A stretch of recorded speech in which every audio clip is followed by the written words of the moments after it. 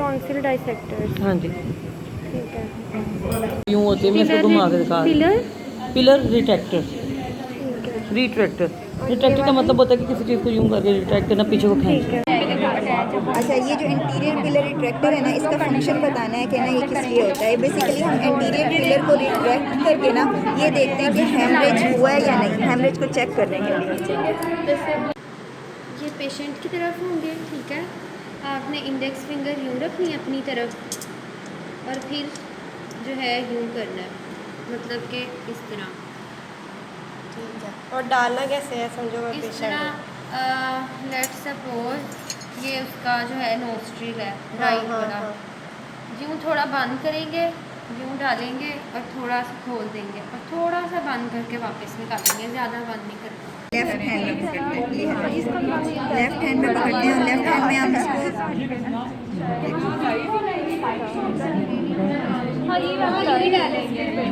Left hand में हम इसलिए पकड़ते हैं ताकि जो लाइट सोर्स है ना वो ऑब्स्ट्रक्ट ना करे ये, क्योंकि राइट हैंड में पकड़ेंगे तो लाइट सोर्स इसका ऑब्स्ट्रक्ट होगा। और दूसरा जो है ना, जब हम प्रोब टेस्ट करते हैं ना तो वो हम राइट हैंड के साथ करते हैं, तो अगर हमने इसको राइट हैंड में पकड़ा होगा तो हम प्रोब टेस्ट परफॉर्म नहीं कर सकते।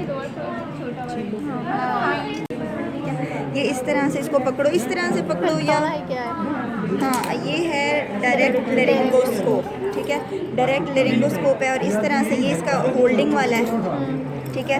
इसको आपने ना जिस तरह से भी पकड़ना है, इसका कोई वो नहीं होता कि इसको इस तरह से पकड़ना है। ये सपोज ऐसे पकड़ के ना पेशेंट के अंदर इस तरह डाल दिया, ठीक है। ये इसका लाइट सोर्स है, ये वाला।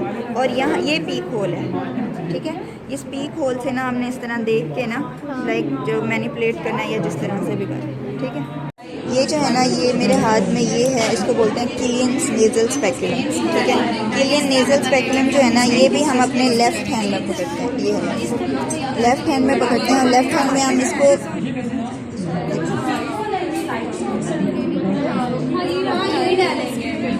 लेफ्ट हैंड में हम इसलिए पकड़ते हैं ताकि जो लाइट सोर्स है ना वो ऑब्स्ट्रक्ट ना करे ये, क्योंकि राइट हैंड में पकड़ेंगे तो लाइट सोर्स इसका ऑब्स्ट्रक्ट होगा। और दूसरा जो है ना, जब हम प्रोब टेस्ट करते हैं ना तो वो हम राइट हैंड के साथ करते हैं, तो अगर हमने इसको राइट हैंड में पकड़ा होगा तो हम प्रोब टेस्ट परफॉर्म नहीं कर सकते। अच्छा, अब ये जो है ना हमारे पास, this is called a bronchoscope. ये ब्रोंकोस्कोप बेसिकली लंग्स की सर्जरीज में यूज़ होता है, लेकिन ये पल्मनरी मतलब पल्मों में यूज़ नहीं होता, ये एंटी में यूज़ होता है। उनमें कोई रिजिड होता है, हाँ ये रिजिड होता है, वो लोग कोई फ्लेक्सिबल वाले टाइप करते हैं, ठीक है। अब इसकी बॉडी में ना, ये देखो इसकी बॉडी के अंदर ये सारे होल्स हैं, ये इसकी बहुत बड़ी पहचान है कि ये सारे होल्स होते हैं। हाँ, ये होल्स होते हैं वेंटिलेटरी पर्पस के लिए, ठीक है। उसके बाद यहाँ पे हाँ जी, एक साइड से एनेस्थीसिया देते हैं। हाँ, ये जो है ना इधर ये इसका पीक होल होता है, ठीक है। ये इसका एनेस्थीसिया सर्किट है, यहाँ से हमें एनेस्थीसिया देना होता है। और जो ये है ना, ये लाइट सोर्स है ना, ये मैम ने कहा था छोड़ दो, पता नहीं क्या चीज़ है। अब इसके ऊपर पता नहीं क्या लिखा हुआ है, नहीं बताया मैम। अब मेरे हाथ में ये है टॉन्सिल होल्डिंग फोर्सेप्स और ये है स्नेयर, ठीक है। अब स्नेयर जो है ना ये यूज़ होता है टॉन्सिलेक्टमी के अंदर। अच्छा, अब इसको हमने क्या करना होता है कि ये इसकी वायर आगे करके दिखाओ, ये इसकी जो है ना यहाँ पे ये वायर है, ये इस तरह से ना सिस्टर ये आपको ऐसे पकड़ाती है, ये इस तरह से। तो आपने क्या करना होता है कि ना इसको इस तरह पकड़ के ना, ये इस तरह पकड़ के ना ये टॉन्सिल होल्डिंग फोर्सेप्स से टॉन्सिल्स को पकड़ के आपने टॉन्सिल इसके अंदर करना होता है और आपने ना ऐसे टाइट करके उसको थक करके ऐसे नीचे कर लेना, ठीक है। इससे इसका ना क्रशिंग एक्शन भी है और कटिंग भी है। इससे ये होता है कि ना आप हेमरेज को प्रिवेंट करते हो, जब क्रश हो जाती है ना वेसल्स तो फिर हेमरेज नहीं होता उसमें, ठीक है। अच्छा, ये जो है ना हमारे पास दो फोर्सेप्स हैं, ये वाला जो है वो है लक्स फोर्सेप्स और जो ये वाला है ना वो है हमारा टॉन्सिल होल्डिंग फोर्सेप्स, ठीक है। अब ये जो लक्स होता है ना, इसका हमें कैसे पता चलता है कि जब हम इसको खोलते हैं ना, ये देखो तो इसके अंदर ना यहाँ पे ये ग्रूव है, ठीक है। ये इतना प्यारा ग्रूव नज़र आ रहा है, ये इसलिए हम इसको लक्स फोर्सेप्स बोलते हैं। और ये जो लक्स होता है ना ये इसमें टॉन्सिलेक्टमी में यूज़ नहीं होता, इसका होता है कटिंग एक्शन और ये यूज़ होता है नेज़ल सर्जरीज में, ठीक है। ये इसके ग्रूव से इसको पहचानना है। अब ये जो दूसरा मैं दिखाऊंगी ना उसका ग्रूव नहीं होगा, ये देखो ये है टॉन्सिल्स होल्डिंग फोर्सेप्स, इसके अंदर कोई ग्रूव नहीं है, ठीक है। ये जो है ना सिर्फ और सिर्फ ग्रेस्पिंग एक्शन होता है, मतलब टॉन्सिल्स को ग्रेस्प करने के लिए हम इसको यूज़ करते हैं। अच्छा जी, this is a tongue depressor, ठीक है। इससे हमने क्या करना है कि ये पकड़ के ना इसको टंग डिप्रेस करके ना, ये है पोस्टीरियर राइनोस्कोप, क्योंकि इसके अंदर एक अदद ये देखो बेंड है और इसको आपने पेन की तरह पकड़ना होता है, इसकी पोजीशन नोट करनी है, पेन की तरह पोजीशन, ठीक है। उसके बाद आपने ना जिस व्यू को देखना है ना, सपोज मैं इसका अपर व्यू देखना चाहती हूँ, तो इसके ऊपर नहीं, बल्कि पहले हमने इसको हीट करना होता है, हीट करके खुद चेक करना होता है कि सही है, पेशेंट को चेक करवाना होता है। और हीट हम इसलिए करते हैं कि ताकि स्टीम ना बने, उसके ऊपर मिस्ट ना बने। हाँ, तो ना इसको इस तरह इसके ऊपर स्लाइड करके ले जाना है, और ऊपर वाला व्यू देखना है तो आपने ऊपर इस तरह मैनिपुलेट करके, नीचे वाला देखना है तो ये इस तरह से फिर आपने नीचे वाला करके देखना होता है ना, मतलब मैनिपुलेट करके जिस तरह नज़र आया, ठीक। अच्छा, अब ये दोनों जो है ना, ये हैं हमारे एक ये वाला है वाल्शम फॉर्सेप्स और ये वाला है एशेस, ठीक है। अब ये जो होता है ना, ये एक रख दो, चलो इसका ये होता है कि ये जो है ना, जो वाल्शम है, इसमें नेज़ल बोन के फ्रैक्चर के लिए होता है, ये उसको हम रिड्यूस करते हैं, मैनिपुलेट करते हैं। और जो ये वाला होता है ना, ये होता है इसके लिए सेप्टर, नेज़ल सेप्टम के लिए, सेप्टर के फ्रैक्चर एलिवेट या रिड्यूस या एज इन मैनिपुलेट करने के लिए। इसको तो हमने पूरा ही दोनों को अंदर डाल देना होता है ना, दोनों को ऐसे नाक के अंदर डाल के ना ऐसे, फिर हमने बल्कि बोन को ना इससे पकड़ के रिड्यूस करना होता है या फिर एलिवेट करना होता है। तो मैं कह रही थी, जब वो बोन अपनी जगह पे आती है ना, तो वो कड़क की आवाज़ आती है और हमें पता चल जाता है कि वो फिक्स हो गई। और उसके बाद है ये जो होता है ना, इसका एक ये रबर पैड है, ये वाला यार वो दो चीज़ें थी, ये रबर पैड है। और इसमें ये है कि ना, रबर पैड इसलिए होता है ताकि ऑर्बिट को प्रोटेक्ट किया जाए, आई को, और नाक के ऊपर भी कोई ब्रूजिंग ना बने। इसको बेसिकली हमने कैसे करना होता है, देखो कि एक जो है ना ये वाला, उसको हमने नाक के अंदर करना होता है, और जो ये वाला होता है वो आई के करीब यहाँ पे होता है, ठीक है। तो इसकी वजह से ना ये आई को ट्रॉमा नहीं करती, और फिर हम नेज़ल सेप्टम को यूँ पकड़ के ना ऐसे सीधा करते हैं। और ये था हमारा, अच्छा, दिस इज़ ट्रेकिएस्टमी ट्यूब। ट्रेकिएस्टमी ट्यूब के ये होते हैं फ्लाइंग्स, और जो हाथ में ये होते हैं फ्लाइंग्स, मैं बताती हूँ। ये बेसिकली ये हमने जब अंदर इंसर्ट करनी होती है ना, तो फ्लाइंग्स को हम अटैच कर लेते हैं गर्दन के ऊपर, ठीक है। अच्छा, इसको अंदर डालने के बाद ना, जो ये होती है ना, ये वाली, ये होती है स्टाइलस। इस स्टाइलस को ना हमने बाहर निकाल देना। अब ये जो स्टाइलस का ये एंड है ना, ये इसकी ये शेप इसलिए होती है ताकि ये स्ट्रोमा से ना आसानी से अंदर चला जाए, ठीक है। अच्छा, अब इसके अंदर भी जैसे एंडोट्रेकियल ट्यूब में था, एक इसका ये होता है बैलून, ये बैलून है, और ये है इसका कफ, ठीक है। इसके अंदर भी हमने सिरिंज से ना, ये सिरिंज ली, उसके अंदर हवा भरी, और ये वाला हवा भर के ना हमने अंदर, ये इसकी तरफ दिखाना, कफ की तरफ, और ये भी बाहर, ये देखो ये कफ इन्फ्लेट हो रहा है। इसको ग्रीन उसके ऊपर रख लो ना, ताकि सही नज़र आए। ये कफ पूरा इन्फ्लेट हो गया। अब डिफ्लेट करने के लिए मैंने सिरिंज को पूरा खाली कर लिया। अब मैंने इसको ना इधर जो इसका वो होता है, कफ है, हाँ, इसके कफ को, यार ये तो बिल्कुल ही इन्फ्लेट हो गया। हाँ, ये इस तरह पीछे हवा को खींच के ना डिफ्लेट कर लिया। अब ये बिल्कुल डिफ्लेट है। हाँ, अच्छा, ये जो है ना, ये है एंडोट्रेकियल ट्यूब, ठीक है। एंडोट्रेकियल ट्यूब के जो यहाँ लिखा हुआ है ना, यहाँ लिखा हुआ है ट्रेकियल ट्यूब। तो ट्रेकियल ट्यूब से ट्रेकिएस्टमी ट्यूब नहीं बोलते ना, किसी एंडोट्रेकियल ट्यूब है, ट्रेकिएस्टमी ट्यूब कोई और होती है। और इसके रैपर के ऊपर ही वैसे डायमीटर लिखा हुआ है कि 6.5 है, लेकिन ना इसके इस ह्यूमन के ऊपर भी, इसके ट्यूब के ऊपर भी ये देखो 6.5, ठीक है।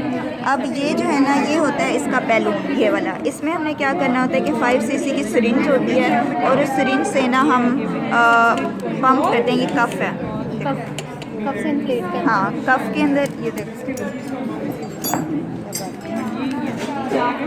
ये हो गई इसकी सिरिंज। अब ये कफ के ऊपर दिखाना ज़रा, सॉरी, इसको वो करने के लिए ना पहले आपने इसके अंदर हवा भर ली, ठीक है, ये अंदर लगा दिया, और कफ को, अब मैं इसको पंप करूँगी ना, तो कफ को दिखाऊंगी।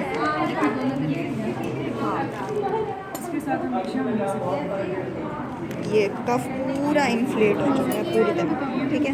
फिर हमने इसको निकाल देना होता है। इसका मकसद ये होता है कि ये जब जाता है ना नीचे तो ये वोकल कॉर्ड्स में फिक्स हो जाता है, ठीक है, फिर निकलता नहीं है। अच्छा, अब ये मैम ने बताया था कि ये थोड़ा सा ना कर्व्ड है, मतलब कर्व्ड एज इन स्ट्रेट, बिल्कुल हाँ बी वेल्ड है। तो ये इसलिए होता है कि वोकल कॉर्ड्स को ना इजीली पास करके अंदर चला जाता है, ठीक है। और यहाँ पे ये एक है मॉर्फिज़ाई, पीछे करके दिखाओ, हाँ मॉर्फिज़ाई। ये बेसिकली ऑल्टरनेट वेंटिलेशन का रूट होती है, क्योंकि यहाँ पे ना पेशेंट अगर उसके लंग्स जो है ना सिक्रेटरी हैं, ज़्यादा सिक्रेशंस हैं, तो फिर उससे ये होता है कि यहाँ पे सिक्रेशंस फंस जाती हैं, तो फिर यहाँ से एयर जो है ना वो ट्रैवल कर सकती है, ठीक है। उसके बाद ये जो होती है ना ये है एनेस्थीसिया सर्किट।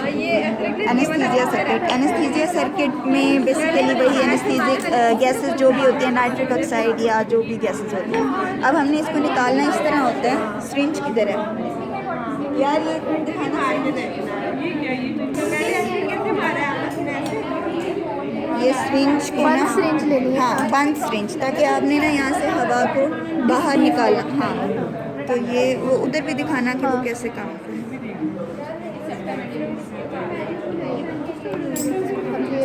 ये डिफ्लेट हो गया। हाँ बस ये होती है ओरोफेरेंजियल एयरवे, ओरोफेरेंजियल एयर, ठीक है। इसको हमने बेसिकली क्या करना होता है कि जब टंग का एडिमा होता है ना और पेशेंट को सांस नहीं आ रही होती तो हम इसको यूज़ करते हैं। अब इसको हमने ऐसे एंटर करना होता है कि इस तरह से इसको मुंह में ऐसे ऐसे डालेंगे ना, और जब ये पार्ट हार्ट पैलेट को टच करेगा ना तब हमने इसको 180 डिग्री पे रोटेट करके ना ऐसे अंदर कर देना है, क्योंकि हाँ बेस ऑफ टंग के पीछे, हाँ तो टंग की जो बेस है ना वो उसके लिए ये कर्व बनाया हो, तो पेशेंट यहाँ से जो है वो सांस लेने लग जाता है। This is a self retaining mastoid retractor.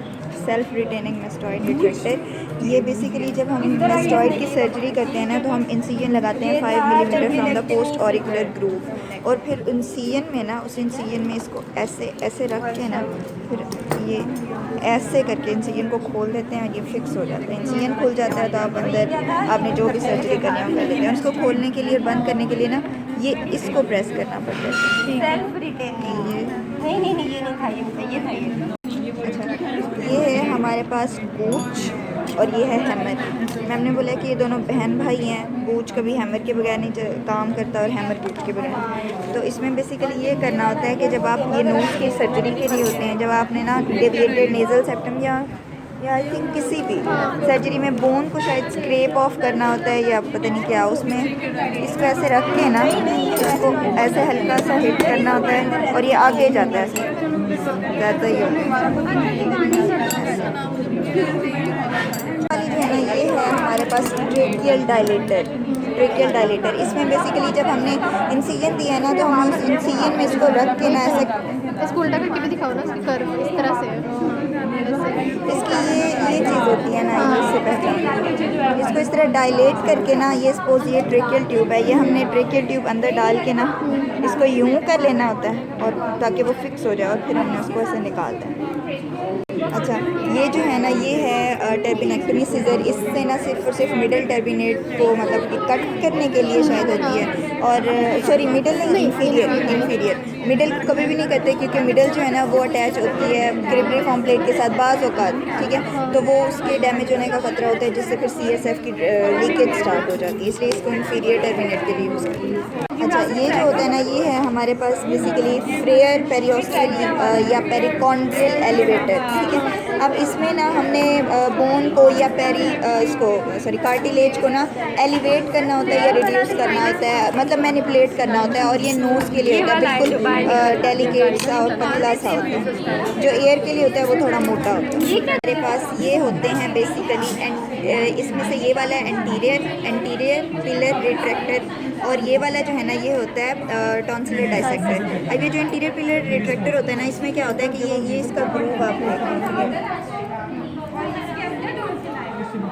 ठीक है, और इसका जो दूसरा है जो होता है ना वो स्पून शेप्ड होता है, ठीक है, और जो ये होता है ना इसका ग्रॉस डिफरेंस ये होता है, इसमें ये सारी रिजेस बनी हुई है, और इसके दांत होते हैं, एक बड़ी साइड है ये वाली और एक छोटी साइड है ये वाली, ठीक है।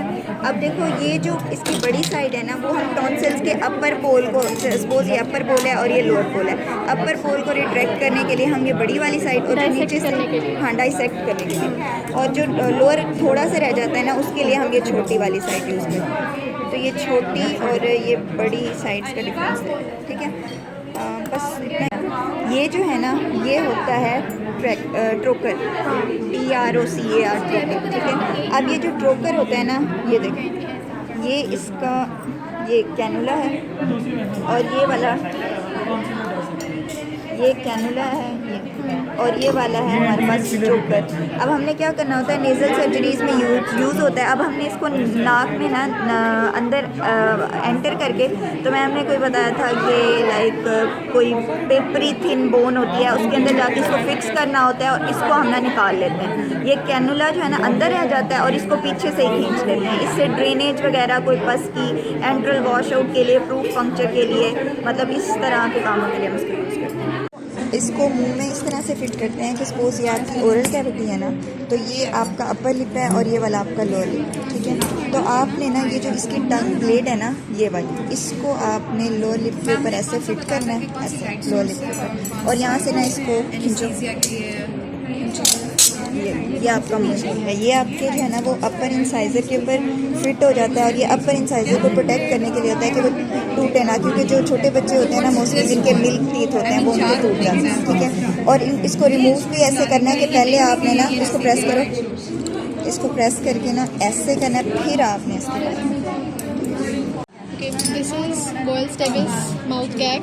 We will hold it in our left hand. ठीक है, ये वाली जो U शेप इस तरह से बनी हुई है, C शेप, इससे लेफ्ट हैंड में पकड़ना है, और ये इसका प्लेट है, ठीक है। इसको ना, इसको अंदर डालने के लिए ना, इसको यहाँ से क्लिप को प्रेस करना है और इसको पेशेंट की तरफ रखना है। ये प्लेट जो है, ये इसको पेशेंट की तरफ रखना है और उसके अंदर डाल के इसको छोड़ देना है, और इसके अंदर ये फिक्स हो जाएगा। इसको फिर छोड़ देना है, ये फिक्स हो जाएगा, अब ये गिरेगा निकाल के दोबारा डालो। और फिर इसको निकालने के लिए जो पेशेंट के मतलब माउथ से रिमूव करना है, तो इसको इस तरह से करके इस तरह से निकालना है। अच्छा, ये जो है ना मेरे हाथ में, ये है क्या थी, एडिनोइडेक्टमी क्यूरेट्स, ठीक है। ये वाली जो है ना, ये है विद गार्ड।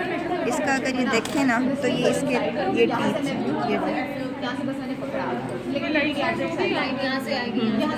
नहीं हो रहे फोकस, ये इसके टीथ्स हैं। मैम ये कह रही थी कि ये ज़्यादा डैमेज करता है, तो मैम इसको प्रेफर नहीं करती, मैम इसको प्रेफर करती हैं। ये इसको थोड़ा, इसमें कोई टीथ, तो बस और कुछ नहीं बताया।